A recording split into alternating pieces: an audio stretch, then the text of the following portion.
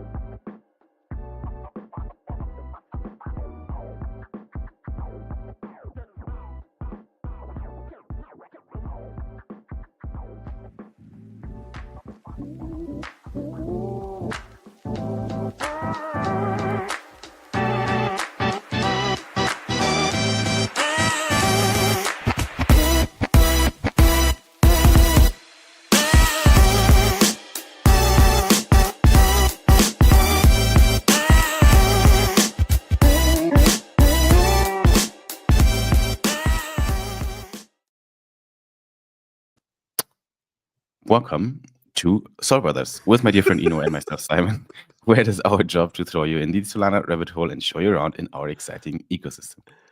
Our mission is to take you on the latest and greatest so that you never run out of fun things to talk about. Simon, we have literally one viewer, and I figured out what the problem is. Oh, what is it? Yeah.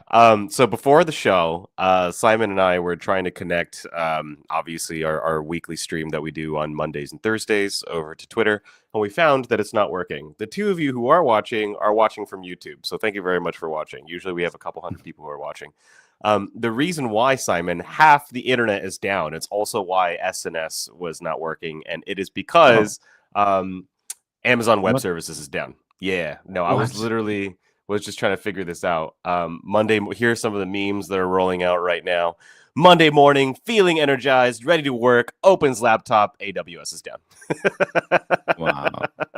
It's not just that, half the services on the internet seem to be affected. This includes Snapchat, Clash Royale, Roblox, Canva, Brawl Stars, Fortnite, Signal, Perplexity, Amazon, PlayStation. So just about everything is down except for our friend Boop, who is the Soul Brothers intern.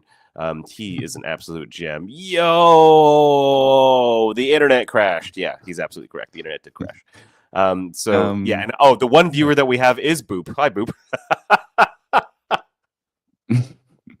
Damn. Yeah, not even my own app is loading. Now I see it. Good to know, by the way. Like Sou-La-Na is down as well. So, yeah, welcome to Soul Brothers, guys. If you're listening to this, you're obviously on YouTube or on the podcast because today there's no live stream because the internet dragged. Is that a problem for society that we are so dependent on AWS and Amazon? Because literally, something like if they flip a switch, everything goes to shits, and you can't use half of the internet anymore. Isn't that a bit? Isn't that a bit fragile? Yeah, that's a little scary. That we had a issue in Virginia, and now it's affecting half of the internet. That seems like a good use case for depend. But also there's a big Mm, reason why servers are centralized because it takes a shit ton of compute power, and running a server farm is very efficient at scale at a single location. Trying to mm, replicate the same amount of compute power, decentralized is possible, but obviously difficult. But maybe yet another showcase of why centralized systems are not good for the world. So, anywho, mm. we are going to power on today's show. It looks like that. Boop, this show is dedicated to you. It's basically just the Soul Brothers team watching today. We got Nick I mean, in the backstage. we're recording, right? So we do have a Yeah, bunch of to talk about yeah, on today's stream, and it's not just Solana price and markets because that has been interesting in the past days. yeah. Nope, there's more on the agenda. We're going to talk a little bit about how to build on Solana as a developer with tooling and help from companies like Blueshift, and we're going to tell you what it is and what it does. We do have some bounties right now by Solana Foundation that are going to be given out to people who find vulnerabilities with some programming standards that we have on Solana. We're going to talk about that. We have some USDT news that we're going to talk about. There's a lot of news recently about stablecoins, a lot of new stables being issued, especially on Solana, and USDT is definitely amongst them. We have new governance proposals live on Realms, which is one of the most used DAO and governance platforms on Solana these days. And we're obviously going to talk about the new hit that just got released, Sol Sorry. It went viral on Twitter. And we're going to give you our take, what we think about this magnificent piece of music. And the biggest piece of content that I have today for you is about the Chinese expansion of the Solana community, which is literally that we're expanding more and more to China. It might be that Lily Liu has some interest in China, and so it comes from the top. But I think we also, as a market, we know that China is definitely not as developed as US, for example, when it comes to Solana.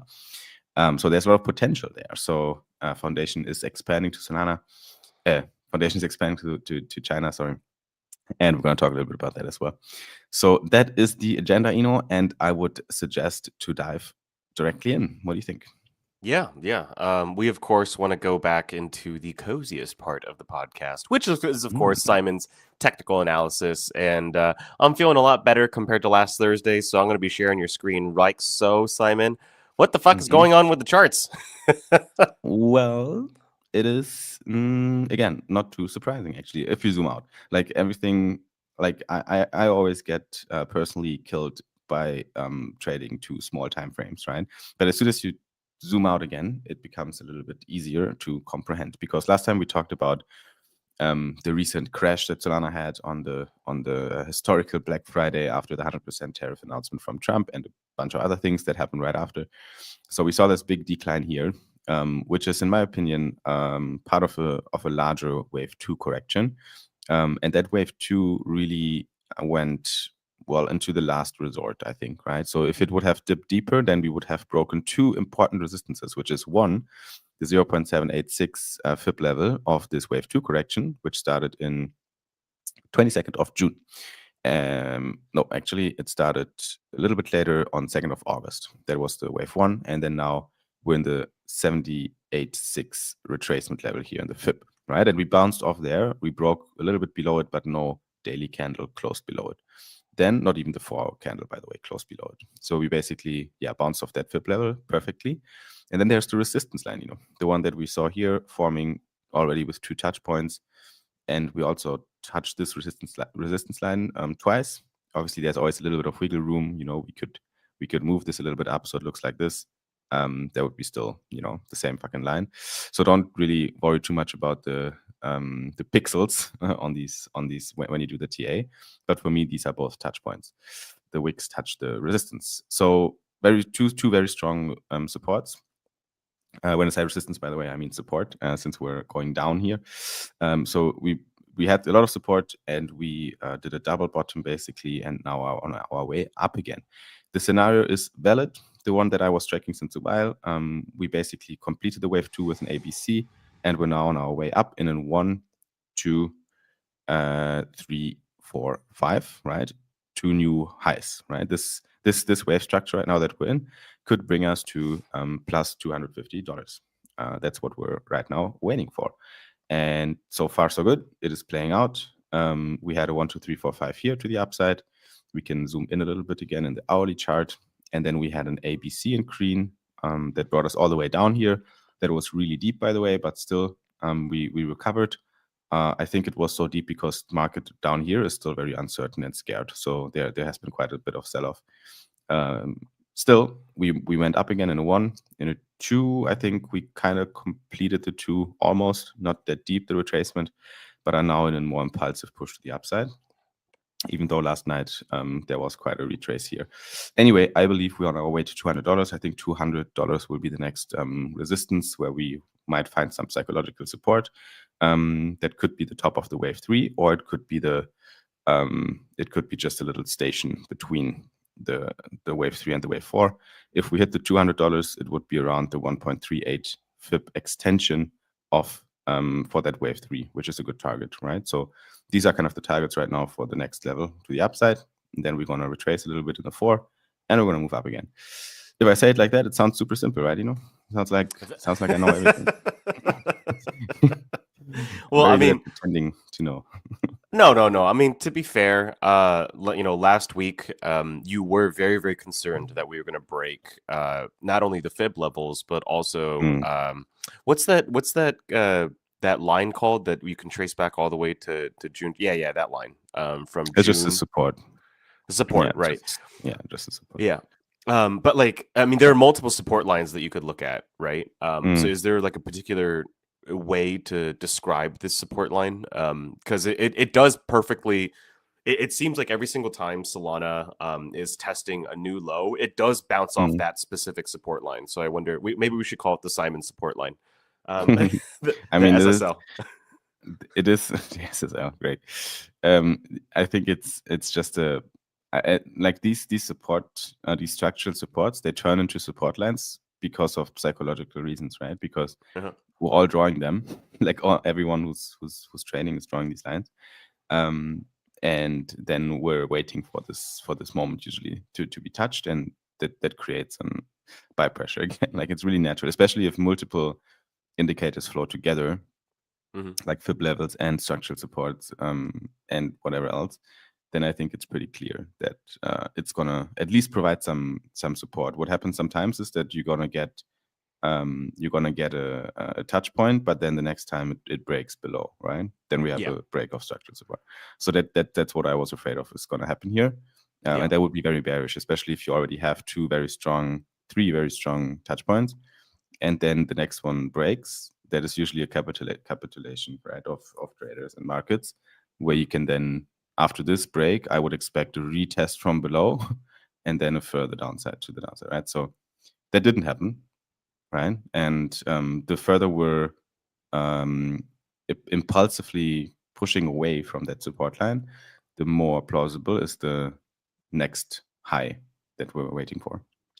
And guys, the reason why that didn't happen is because the fundamentals are as strong as ever. Obviously, the entire Solana ecosystem and capital all around the world is listening to the Soul Brothers podcast, saying to themselves, you know what? We're retesting this support line, but we're going to keep buying. So clearly this podcast is performing its function in the community. You got anything else you want to share, whether it be about, Bitcoin dominance or USDT dominance or any other fun charts you're looking at? Maybe one more fun chart I'm looking at is the total market cap of crypto excluding Bitcoin and Ethereum. So basically all the other coins, including Solana. And here we obviously this week here is a bit there was just a brutal massacre of all altcoins. So this week is not really indicative, I would say, of anything. It happened really quickly as well. But then I was tracking the support around $970 billion of total crypto market cap, excluding BTC and ETH. We did close a 4-hour line below it, but then quickly recovered up again. So I was waiting for this retest that we either bounce down or we continue up. And right now, I think I'm inclined again to believe that we're on our way up. As long as we're holding this support here in this red box, I think we can see higher valuations throughout the whole altcoin sector, because that's pretty much what this indicator or what this chart is telling us. So I think right now we're on our way again to this structural support here, the yellow line, which could bring us again to 1.8, where that's where we got stopped last time when we tried to recover from the crash. $1.08 trillion for altcoins, basically. So this indicator is interesting because it literally gives you the valuations of all crypto, excluding Bitcoin and ETH. Because if you look at the total crypto market cap, obviously with 60% Bitcoin dominance, there's a lot of Bitcoin in there. But if you want to get a good sense for the market, excluding ETH and BTC, then this chart here can tell you really neatly where we're heading next. And you can see in the broader time horizon here, I'm waiting for another high really to play out. That would be big. That would be the alt season, basically, that everyone is preaching. Yeah. Just curious, why did you draw so this red box that Simon is referring to our listeners back home who don't have the visuals is in between about $980 billion to $1.02 trillion. So I'm just kind of curious, why did you choose that specific range between 980 to $1,002 billion dollars, as the kind of the support? Yeah. So basically, I've been we had an impulse here, and then a retest, or then this structural support started to provide support. For me here, a new wave count started in this level here, and I'm simply tracking the FIB levels between this low here from August 2025 and the high of October 2025, right? So I drew a FIB levels be just between these two points, and the most significant Fibonacci levels, just based on trading psychology, are 0.6818 and 0.786, especially for a wave 2 retracement, which this could be. So that's why I think there's a lot of structural support from FIB levels, but you can also see there's a retest here, that is also support. And even if you look back, there's a lot of volume in this area, as you can see in the volume profile here. There should be, if we significantly break below this area here, that is usually bearish, right? That would probably bring us down to retest this line or something again. But right now, it looks all right. It looks like we kind of holding. You could there's one more support, which is kind of the last resort usually that you can draw in for this kind of wave count here. And as you can see, they're all holding pretty well. Simon just here putting in random numbers into his charts. Okay. They're not random. They're based on math and physics. Well, thank you so much for sharing the TA this week. So I think long-term bullish, and we survived what looked like a little bit of a scary moment. Late last week, we touched a really crucial support level, and could have broken it down to to the downside. Unfortunately, we didn't. So our coins are back up, or many of the coins are back up. Obviously, not all of them. My portfolio is still red, but. But we're here to talk about all of the fundamentals in Solana that should make you bullish on the chain.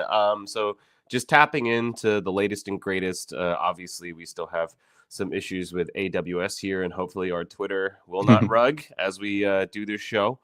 But I think one of the first companies that we want to talk about, Simon, are our friends over at Blue Shift. So Solana has always forked Rust and LLVM to maintain its BPF target. I mean, I hate Dean, I'll explain this in a second, to maintain its BPF target instead of giving back to OSS. Today, that all changes. Behold, a Pinocchio escrow built with nightly rust for an upstream BPF with a custom SBPF linker, 0 protocol changes. It is now safe to turn off your compiler. The fuck does this mean, Simon? That's what I was just asking myself, actually. I was like, can you make it more techie? Probably not. There's a lot of words in there that I couldn't even explain, honestly. Yeah, I let me try to, like, Nick, could you bring that back on for a second? I'm trying to decode this a little bit. I mean, back to open source. Aha, I see. So Nick is telling us to look at the notes, but fuck that, Nick. I'm here to figure this out by myself. So looks like we're giving back to, so Dean, who is one of the leader, Dean and Leo, who are both working on Blue Shift. Leo is actually German, if I'm not mistaken, right? I don't know if you've ever had the pleasure of meeting him. They've also attracted quite a bit of stake to their validator, so congratulations to you folks. I do not know what a BPF target is, and it looks like they're giving back to open source, right? Nick, you can stop sharing this. I'm gonna look at these show notes. No more custom compilers needed for Sou-La-Na programs, and custom SBPF linker now replaces Solana's fork Rust LLVM toolchain. Nick, these show notes do not make it any more obvious. It's okay. But he says Blue Shift made building Solana programs using native Rust possible as opposed to using a fork. So I understand at least that much. But as to what the hell upstream BPF support is, I have no fucking clue. But thank you very yes, Nick. Thank you very. You could stop now. But thank you very. But thank you very much, obviously, to Blue Shift for 10xing the dev experience on Solana. And next up, of course, we have something from the Solana Foundation themselves. They've launched a new security bounty program for Anchor, offering rewards of up to $100,000 for vulnerabilities that could affect production code. If you think you found an issue, we want to hear from you. Details on the scope and eligibility below. Really cool. Yeah, I like that. $100,000. That's a lot of money as bounties. I love these bounty hunts, by the way, because you're basically just activating an army of internet white knight hackers to try to break your code. So they're gonna swarm in. They're gonna try to find the problem with your code, and to basically hunt the treasure, which is the bounty. And these guys make a lot of money, bro. Like I have some friends in the security sector. Usually they work at auditing firms or something, and then in their free time they engage in some of these bounties. And it's such a huge industry, Like I mean, you probably know a little bit from your background as a founder. I'm pretty sure you talked to some of these auditing teams, but they're charging big time. They have a lot of power in the market, because if your code breaks, you're fucked. And if you're in DeFi protocol with billions in TVL, or millions, right? Doesn't really matter. Then you want to make sure that your shit is working. And if you're Sou-La-Na Foundation, you want to make sure that your infrastructure level kind of tooling is working, and Anchor is part of that. So pretty good. I think one of the issues with security is that when you don't need it, you don't feel the need for it, and so therefore you aren't willing to put up the tens, sometimes hundreds of thousands of dollars required for full audit, right? But when you do need it, like right after a hack, they will charge you whatever the fuck they want to charge you, and guess what? You're gonna pay it. You're gonna pay it because you're fucked, and you better figure out what the problem was. Otherwise, you might be leaking more money. So that's kind of the irony of the founder's choice about when to do a security audit. The answer is always as soon as possible, but some people lack that perspective because they either don't have the money to, or they don't want to shell out that much money. So it's just it's a constant irony in our industry. And the bounties are quite fat, ranging anywhere from $100 to $100K. But I mean, it Mhm. just depends on the severity of the hack and bug and whatever it is that you find. But they'll pay those Yeah, out. So thank you very much to Solana Foundation for keeping our protocol safe. pretty good. Next up, we have an initiative from Tether. It's called USDT0, and they have this product called a legacy mesh. If I'm not mistaken, Simon, I believe USDT, Jesus Christ, USDT0 is their compliant version of the stablecoin, whereas like USDT is just anybody can use it, truly permissionless. We don't ask too many Mm. questions. Um, Yeah. but yeah, but the legacy mesh and XAUT0 are now live on Solana, which means that we have like I think $180 billion worth of stable Mm. coins that are now available to use on Solana. I don't know what was the technical limitation of having USDT available on Solana before? I mean, obviously USDT has been on Solana, but it seems like much more liquidity is available now than ever before in the past. Mm. And also, it is good to see all these huge, big players in the market being so loud about Solana and building on Solana. These days, um, it is almost like a feature, right? Whenever you announce something with Solana, it is very positive for your own protocol. And even I also love to see how USDT, how Tether is jumping on the ICM train, because again, that term has been coined by Solana. That didn't come out of nowhere. It is a marketing trick, let's say, but very smart because the narrative makes sense, right? Like internet capital markets make a lot of sense, but the term didn't exist, right? It didn't exist before Solana, so we coined the term, and now it belongs to the Solana ecosystem. So it is cringe to talk about ICM back in Ethereum land, in my opinion, the same as it is cringe to talk about ultrasound money when you talk in Solana land, because that term has been coined by Ethereum a while ago. But I think now seeing these big players like Tether embracing the ICM meta is really powerful. Everyone is Yes. behind it. Everyone believes in it. That's kind of Yes. my learning from it. It's really good. Right, right.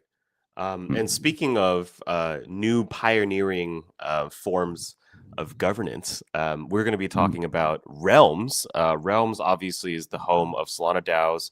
We have our very good friend Dean the Machine, who is actually one of the OG governance nuts over on Solana, and he has been exploring a new form of governance called Sowelian governance, which is another market-based approach to governance. The only other market-based approach to governance that we have is with futarchy. And with Mm. futarchy, it's not a question of yes or no. What you're doing is a game of guess the price for a proposal, right? So if a Mm. proposal is yes, then like how much economic value does that add to the token? If a proposal is like no or does not pass, then how much economic value does that add or subtract from the token? And so like Mm. whatever proposal either pass or fail succeeds, it depends on like what is going to add the most economic value to the token, right? Um, Mm. or maybe even subtract the least amount of economic value in some cases. Sowelian governance is different because it is a yes or no question, right? Like you're not playing a game Mm. of guess the price. But how it's different is where the economic incentives lie. So how it works is that the proposer puts up like a kind of like a bond, right? And the bond is kind of like the initial seed money that you need for the market. Mm. And there needs to be a quorum that's reached, right? And then based on the quorum, the multiplier that each bettor gets for uh, the money that they deposit, either yes or no, is depends on how hotly contested the vote is. So let's just say, for the sake of argument, that you had a proposal that was like 100% and 0% no. That would be a multiplier of 0 because like everyone agreed that this is the right thing to do. And if everyone agrees that a proposal is the right thing to do, there's really no economic Mm. value to be extracted from there, right? It's just like Yeah. everyone agrees that this is a perfect proposal. Whereas like if you have like a vote that goes like 51% to against 49%, it's really a coin flip about whether or not this proposal is going to add economic value to the token or not. And so if you win in that case, then like the multiplier that you get for the money that you put in is like much higher. And also the person who created the proposal, the person who put up the bond is a way to get rid of spam, right? So like if you didn't have a bond, then anybody could put up a governance proposal, right? But a minimum capital amount when you put up a proposal ensures that you get high quality proposals. And then the economic incentive is that the person who puts up the bond or the people who put up the bond also get an automatic multiplier on their bets paid out by people who are voting. So it's a very interesting system. I'm working, of course, off of my notes I actually took on Sou-La-Na governance over in Tokyo because Dean and I had a very, very long conversation about it. It's very interesting, a completely different approach to market governance, and does solve a lot of those sticky problems that you do get with Futarchy. Even though I really love Futarchy and we use it at Sanctum, it can be quite confusing to explain to someone who's like never used it before. That's right. Yeah, it's quite technical, which is a problem in itself, right? Because governance should be as permissionless as possible and as easy to access as possible. But as soon as it gets complex and techy, you're automatically excluding people that are jumping off the train because they either don't get it or they're not prepared to invest the time to get it. So you're making your votes automatically more aristocratic again, like small circle of people. So that kind of know how it works. That's the interesting philosophical debate that I have with the Futarchy folks all the time, Colin and Prophet, who I love very, very much. But it's kind of like they're okay with a world in which people who have the most information are the ones who are making the decisions, right? Which is a little bit more of a aristocratic, oligarchic structure where it is a smaller amount of people making the decisions. But again, the reasoning there is sound. It makes sense. Like I get where they're coming from. They're like, bro, like you and I are not qualified to make bets on, let's say, vaccines, right? Whereas like someone who actually works in the field and understands the implications of new developments, like those are the people who should be betting the vaccine markets, like not you. Like we could certainly bet in the vaccine markets, but scientists and people who were better qualified to bet the vaccine markets and the implications of certain decisions that are made should be making all the money because they're the ones with all the information. So I guess it can be construed as elitist if you don't know what the subject matter is about or what the proposal is about. But also on the other hand, isn't that kind of what you want? An expert run economy? I don't know. It's really everyone has a different point of view, I think, on that. Yeah, true. Yeah, fair. Interesting. But it's good to see that we have contestants on the governance market now, with realms trying to innovate in this field. So anyone using it already? Probably not, right? It's too new for that. There's no teams that are on case study. Okay, so let's stay tuned for case studies that are using the new Sou-La-Na governance model. Yeah, from realms. Cool. So next up, we have a little bit of Sou-La-Na culture here, and I hesitate to use the word culture. A song called Soul Sorry by Yashtin.Soul. He has produced the music video himself. It looks like he brought a friend to shoot the music video. Yeah, I mean, I'm sure she's a friend. They look just about the same age, so I would imagine they go to the same high school or college or whatever the fuck. I have a really hard time watching this music video. This is actually my first time forcing myself. Be happy you don't have sound right now, right? So you're not actually hearing it. So yeah, be happy I haven't heard the song yet, but I'm reading the lyrics right now, and I can't. But I have to say, without the song, it is actually really easy to watch. So let's bring it up a notch, especially for our listeners as well here on Spotify and Apple Music. They probably are dying to hear the song. So let me just do like this, and then let me know if you can hear it. No. Oh yes, I can actually. Please, Simon. At second 0:30. You gotta go and greedy on every fucking solo on a day. You know I try, but I don't do well with this fucking pump and buys. I hope my wallet don't crash. Can someone this fucking phantom? Give 5 more seconds. Cause I just need more shot and staking soul for APY. Sorry, I had to. Sorry, bro. I had to do it. I know it was a slap in your face, but we have to. People are curious, right? They want to know what's happening. So we just listened to Soul Sorry from Yashtin.so, which is a tremendously bad song. But that's how you get attention, because look at the metrics here. You have almost 430,000 views, 1.5k likes, 1,500 people liked the video, including myself. Fuck. And then you have 560 retweets and so on. So really successful video. Sou-La-Na account commented, low key banger. So you can think about that whatever you want. Yeah, bunch of funny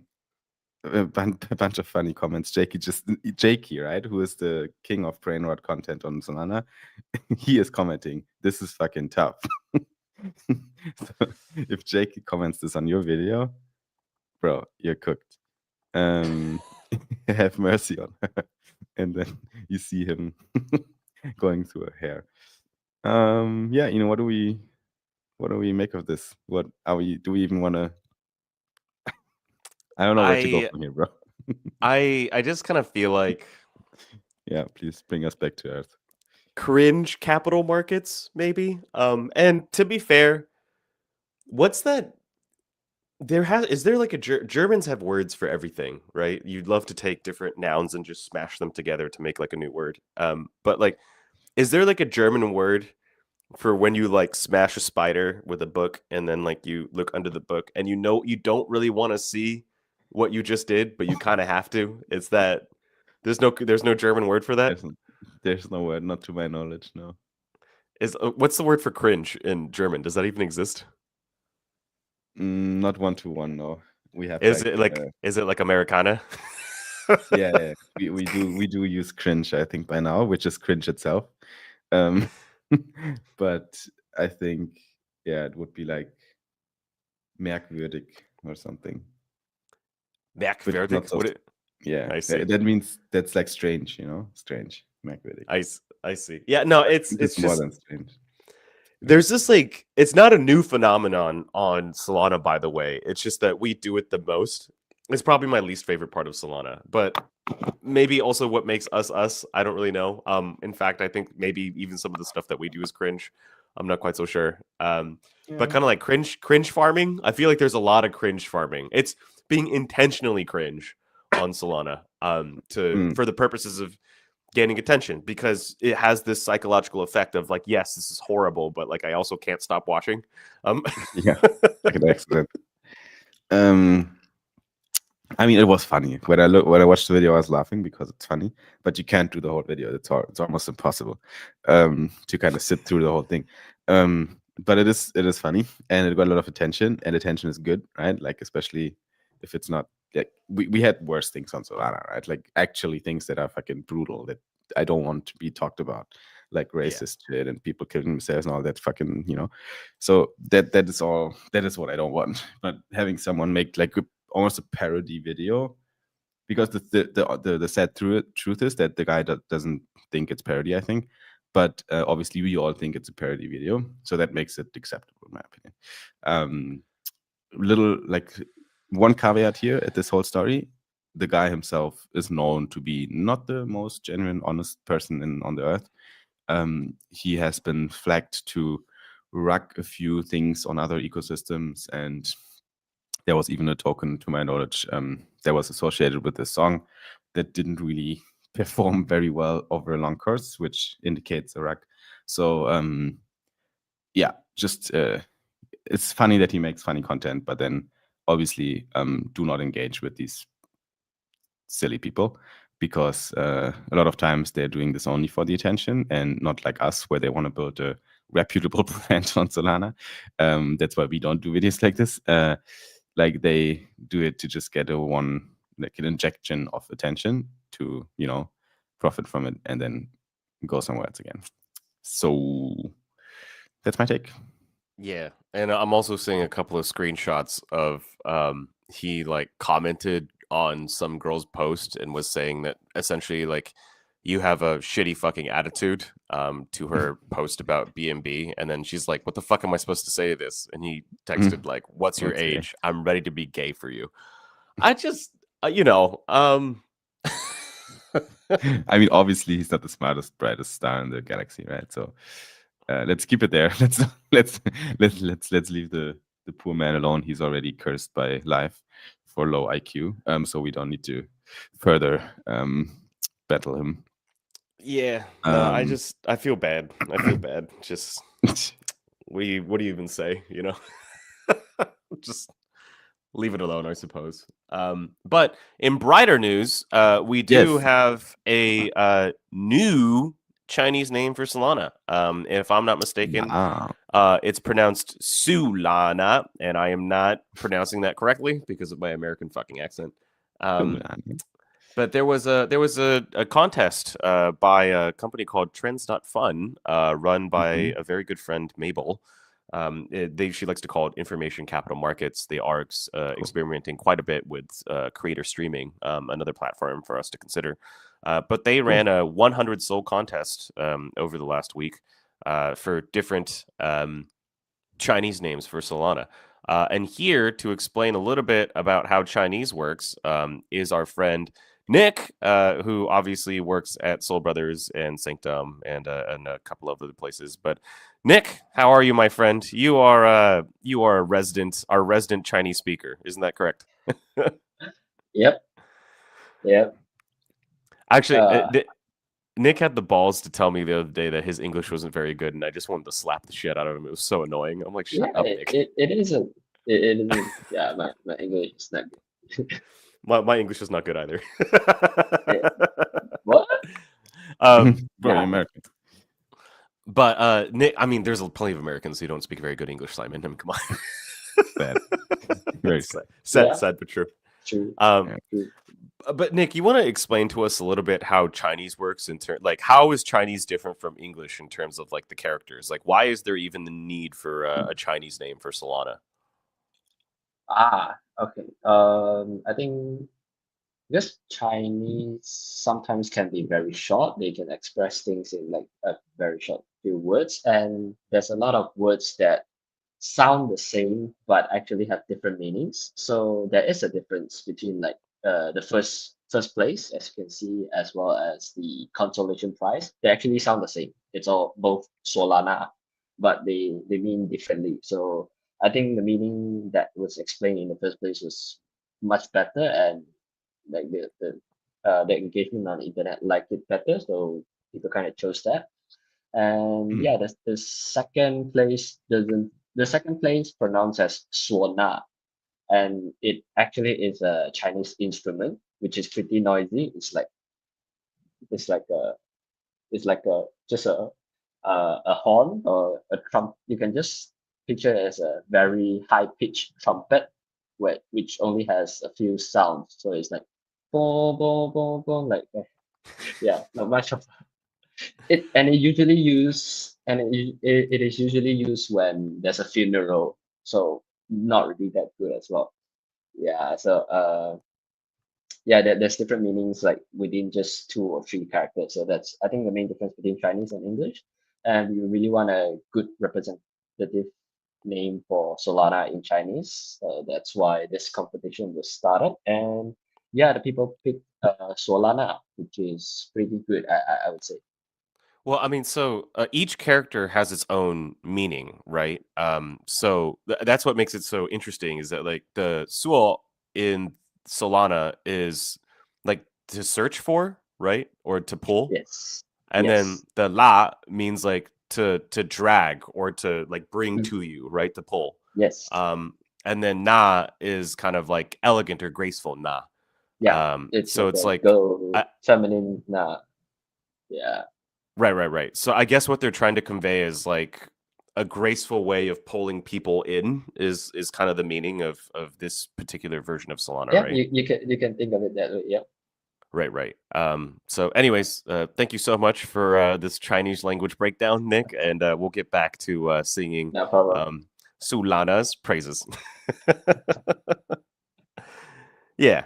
So I mean, like each of these, Chinese characters have obviously their own meanings. And in fact, the first and the third place Sou-La-Na used the same two characters, so both are kind of meant to describe this feeling of like pulling someone into something, right? So I guess that's what we do here in Sou-La-Na, is that we pull people into Sou-La-Na. So, yay! Yeah. I mean, that's what we do, right? This is literally what this podcast is about as well, to an extent. Like, we want to inform the people that are already here, and we want to bring new people in. Yes. Chinese is really fucking from a different galaxy, I feel. Like, the way this language works. It is just so, if you have never learned about it, you're like, what? What is happening? Why do I need three different symbols? Well, three different variations of symbols for the same fucking word. And then there's a meaning behind the word. Like, in my language, there's no meaning behind words. Like, not to that extent, like, not words, but parts of the word. I'm just confused. Like, as you can tell. Well, actually, about how so Chinese- Chinese, Korean, and Japanese all work the same way, more or less, because we all took our language structure. So even though the words are completely different, the language structure, the I see. underlying, I mean, Yeah. the grammar is a little different too, but the underlying logic is all the same. It's all character based, right? Yeah. And so like Mhm. the kind of the equivalent to this in Latin based languages are prefixes, suffixes, right? Like a prefix, like anti, is like 4 characters, but it means a specific thing. Anti means to be against, right? In a Chinese-based language, CJK, so Korean, Japanese, Chinese, Japanese, Korean, you will have a single character that just embodies the idea of being against, right?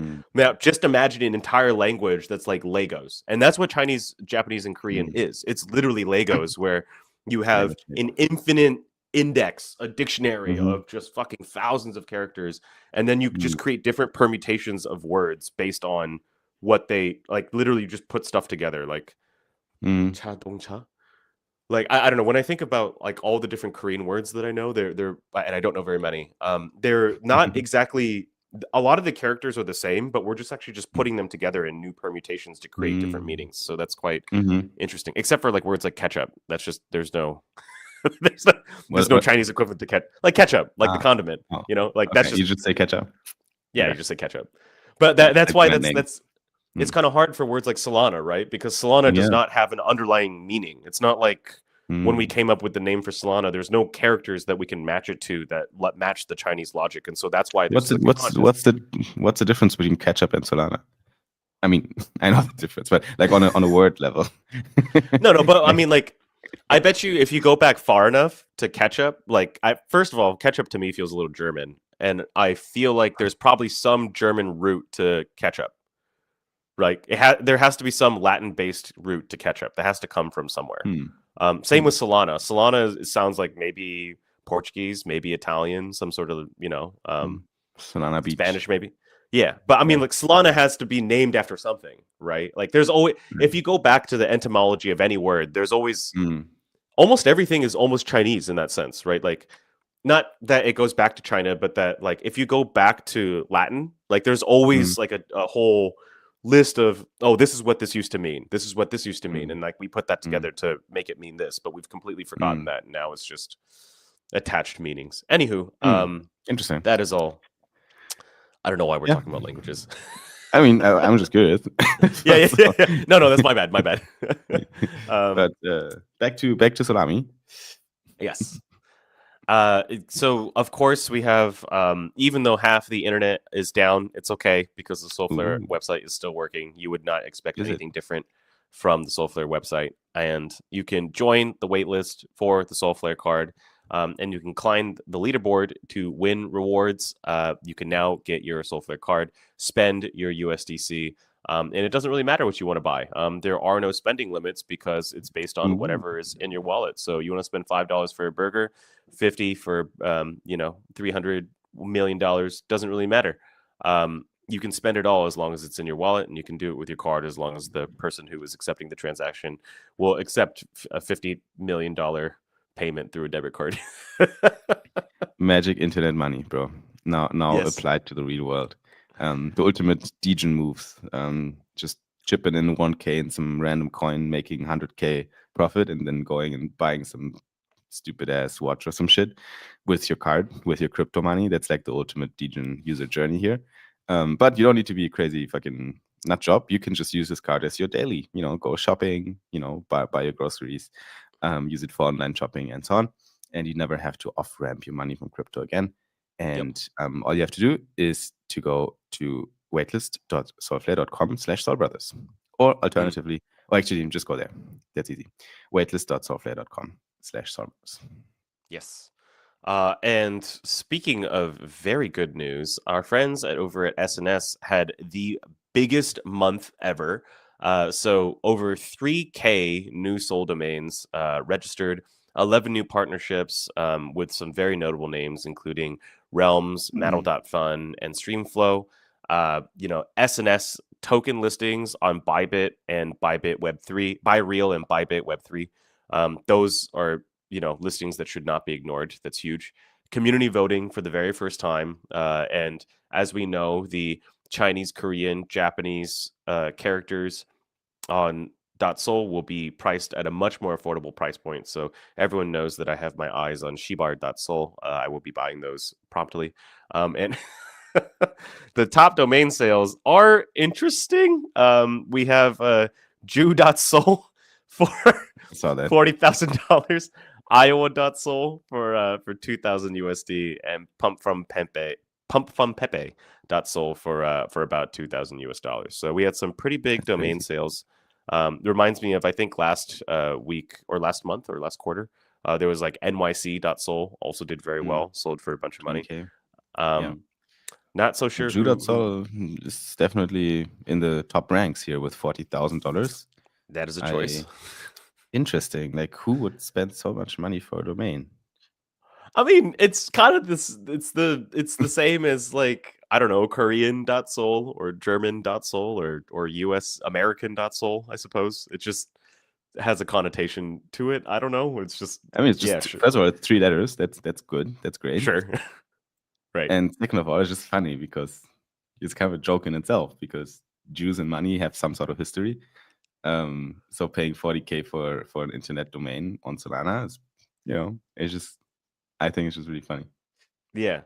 I mean, like, I guess, I don't know. I wouldn't feel like, it's just funny, I suppose. It's just an interesting domain to get. But congratulations to whoever got Jew.soul, Iowa.soul. I feel like there's no mature way to talk about this topic without putting a foot in your mouth. So I'm just going to stop talking about it. Like, I just. Moving on the agenda. I'm trying to find the smooth way to talk about it without sounding like a racist, and it's just like everything that's coming to mind, I'm just like, this is just making it worse. Yeah, luckily we can say whatever we want here on this podcast, so yeah, that is good. But still, we don't want to make enemies with the Jews. So moving on, we do have another little recap, I think, for another trade wars that went down with Flash Trade. Flash trade wars with none else than Juicy Saul, who did a 500x leverage long during his competition, and I think he actually, how did he perform? I think he actually performed pretty well on this trade wars here. But for people who don't know, Flash Trade is performing every single week. They're performing Trade Wars episodes where you will get a funded wallet from Flash Trade with dollars loaded on the wallet, and you can use that amount of dollars to gamble it away with over leveraged longs and shorts on your favorite tokens. That's literally what's happening. It's just fun, obviously, like, most people do not make a lot of money there, including myself and Eno. I went out break even, and I think Eno lost it all. So I think we can definitely find some contestants that perform better than the Soul Brothers. But I think it's a cool format. It's fun to watch. It's fun to engage in, and it shows the power of Flash Trade, which is huge as longs and shorts without any without a lot of collateral, because you have like so much leverage in there. Obviously, do this with a lot of caution. Someone told me that I was the only contestant to lose all the money in the wallet. I was like, that cannot be true. Is that true? I don't know. I don't know about that. Probably not. Probably not. You're okay. You're okay. But he timed his 500x long perfectly. I don't know how much money he made, but yes, he did go 500x long right at the bottom of a wave. So congratulations that is to yeah. That's actually the only sorry, congrats to Jussi. But that's the only way that this actually works. Like the flash trade degen mode. You can only really make money there if you catch a really, really good entry, which is a little bit of a gamble, right? Because you never know. But if you identify some sort of setup on the chart, on the minute chart, right? On the minute chart, and that setup shows you, okay, this might be a good entry, then you can go in there, because as soon as your thesis goes south, you need to close the position, because otherwise you're going to lose it all, because the margin is so small. So like 100x plus leverage trading on flash trade is definitely an art for itself. And it shouldn't be done with a lot of money. You shouldn't be done at all. But if you decide to do it, then do not put a lot of money in these trades, because they can be gone in a snap. Just want to disclaim this here real quick. Yeah. And also one other little thing that I'd love to add at the very end, just because it's just very personally interesting to me, is that we had our first organic recap thread. There's a gentleman by the name of Rudolph 2000, who watched the 55th episode of Soul Brothers. I cannot believe we've done so many of these, Simon. And he wrote a full ass motherfucking thread about all the stuff that we talk about.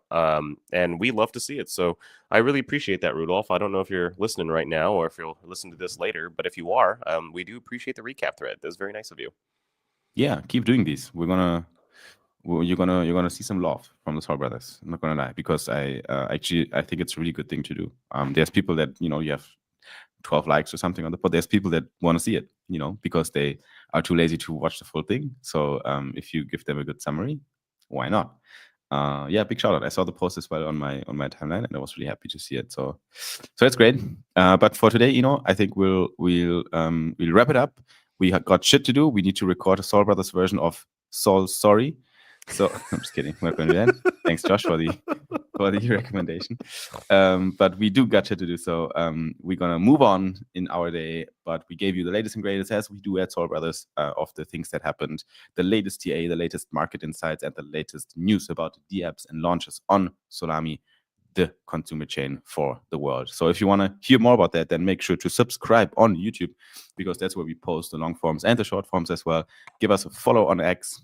Stay around on X and leave your comments under the posts if you want to let us know what you want to see more of, because we are reading everything. And you can join the live streams as long as AWS is not down.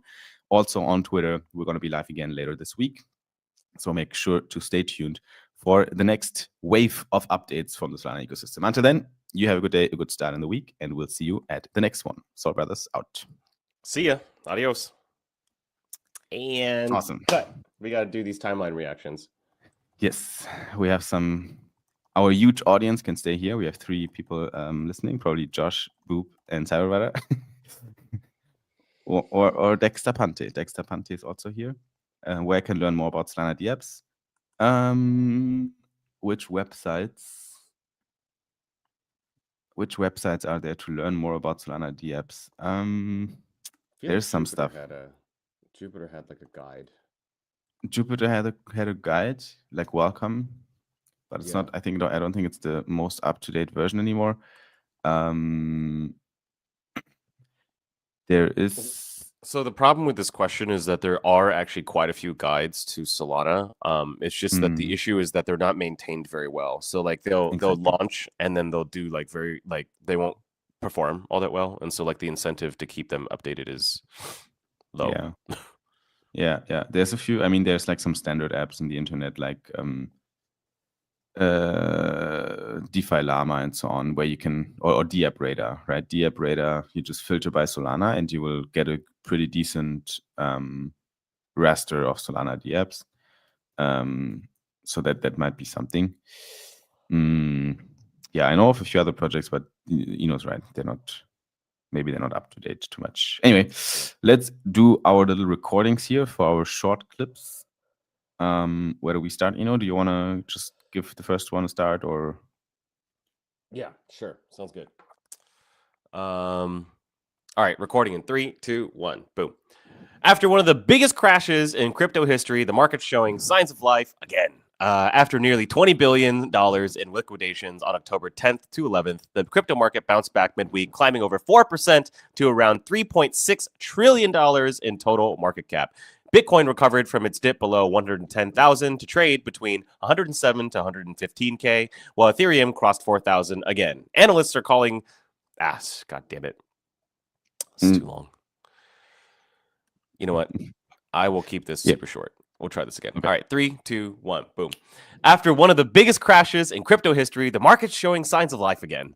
After nearly $20 billion in liquidations on October 10th, the crypto market bounced back midweek, climbing over 4% to around $3.6 trillion in total market cap. Awesome. Now, the next news about Ripple. 3, 2, 1. Ripple is going big. They just announced a new $1 billion fund to buy back XRP and shore up its ecosystem. Crazy. Ripple is raising $1 billion through a special purpose vehicle to stockpile XRP and strengthen liquidity across its ecosystem. This move mirrors corporate stock buybacks, aiming to stabilize XRP's price and restore investor confidence after months of volatility in the market. Now, XRP is already up 13% this year, outperforming Bitcoin's 16%. That makes no sense. So I need to do that again. XRP is already up 13% this year, outperforming Bitcoin 16%. Wait a second. Isn't 16 higher than 13? Okay. XRP is already 13% up this year. I'll just delete the Bitcoin sentence. And fans think this could kick off another rally. Okay, let's do it again. Ripple is going big. A new $1 billion fund to buy back XRP and shore up its ecosystem has just been announced. Ripple is raising $1 billion through a special purpose vehicle to stockpile XRP and strengthen its liquidity across its ecosystem. The move mirrors corporate stock buybacks, aiming to stabilize XRP's price and restore investor confidence after months of volatility. XRP is already up 13% this year, and fans think this could kick off another rally. But critics say it's just a flashy move to pump price sentiment short term. Okay, I got the next one. Yes.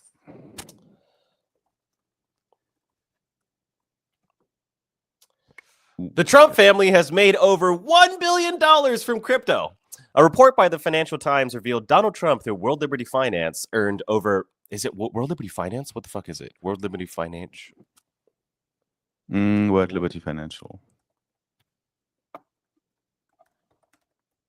Financial. Okay. Trump. All right, let's try that again. Wait. I'm gonna make it. Wait. A report by the Financial Times revealed Donald Trump through Liberty. You're sure you can read that, because it makes no sense the way it's written there. Yeah, it does. Okay. Yeah. Wow. All right. Sure. I'm gonna make him an offer he can't refuse. Use that as a clip. The note to our video editor. The Trump family has earned over $1 billion from crypto. A report by the Financial Times revealed Donald Trump, through his company World Liberty Financial, earned over $1 billion from crypto ventures in the past year. Profits came from the WLFI token, the Trump meme coin, Melania meme coin, and the USD1 stablecoin. I'm going to do that one more time. Sorry. The Trump family has earned over $1 billion from crypto. A report by the Financial Times revealed Donald Trump, through his company World Liberty Financial, earned over $1 billion from crypto ventures in the past year. Profits came from the WLFI governance token, the Trump and Melania meme coins, and the USD1 stablecoin. Damn. I have some thoughts on this, but anyway, next one. Markets are betting the Fed will finally ease up, and it could light a fire under crypto. Prediction markets now give a 95% chance of a 25 basis points Fed cut rate in the October month, which is, let me do it again. Markets are betting the Fed will finally ease up, and it could light a fire under crypto. Prediction markets now give a 95% chance of a 25 basis point Fed rate cut at the October 29 meeting, signaling that monetary easing could be around the corner. Analysts expect up to 3 cuts to 2025 as inflation cools and job growth slows. A cut would likely fuel risk assets like Bitcoin, but if the Fed surprises and holds rates steady, expect more short-term chaos across the markets. Yeah, a few hiccups, but I think it's fine. Okay. Okay. Now, I think that's good. We got everything we need. And let's hope the internet is going to come back later today. Okie dokes. All right, I'm going to go back to save my voice. I got a bit sick over the weekend.